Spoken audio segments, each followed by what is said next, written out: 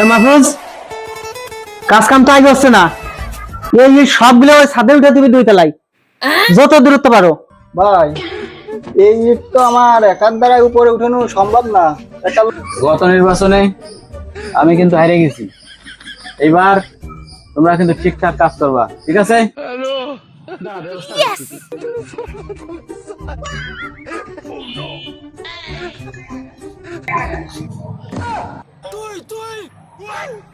আসসালামু আলাইকুম চেয়ারম্যান সাহেব।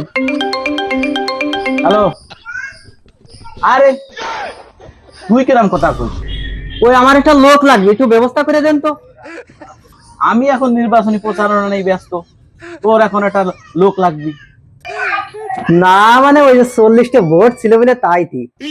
আচ্ছা, রায় দিলাম।